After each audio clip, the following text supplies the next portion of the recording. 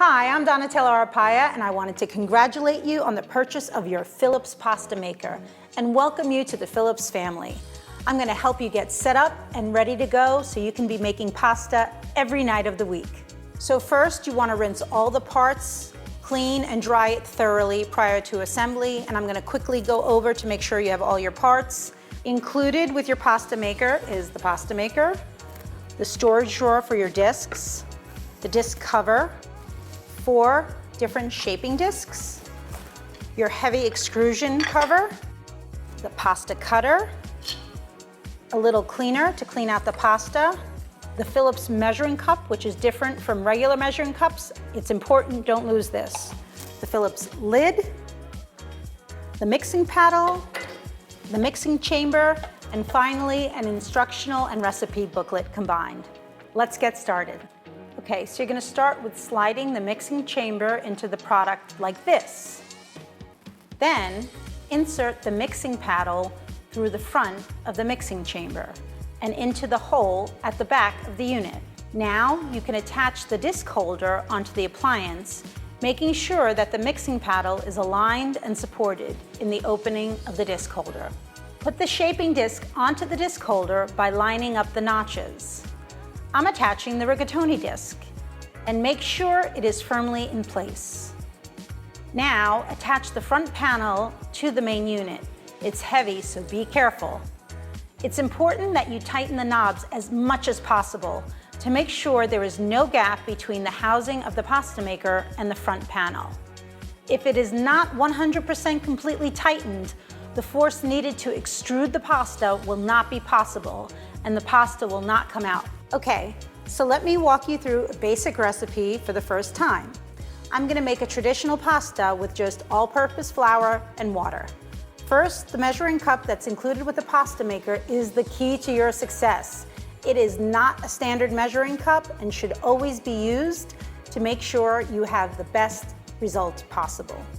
So 1 cup of flour is 1/2 pound. Okay, I'm just going to fill this up, and you don't have to pack it. You can also use different types of flour, semolina, durum wheat, lupin. You can experiment in all different kinds of ways. Okay, so 1 cup of flour is 1/2 pound. No need to shake or hit the flour cup to remove excess flour. Just pour it into the mixing chamber. So pasta is made with flour and water, or flour and an egg mixture, which is egg and water, or egg and, for example, a fresh pressed vegetable juice. Now you look at the included measuring cup to figure out your liquid. In our recipe, we're going to use water, and since we only used 1 cup of flour, we're going to just fill the water to the first line on the cup.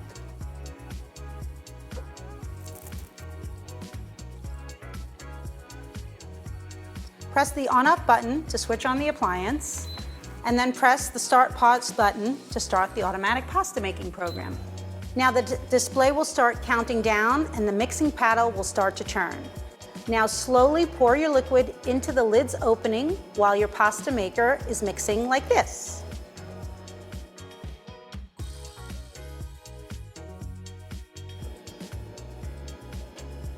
Look at the machine go. Now during this mixing stage, you should be seeing a crumbly consistency rather than a fully shaped dough. I think this is really important because if you haven't watched my tutorial yet or didn't read the booklet, most people think they're looking for a fully shaped dough, and that means there's too much liquid in it. That's not the case here.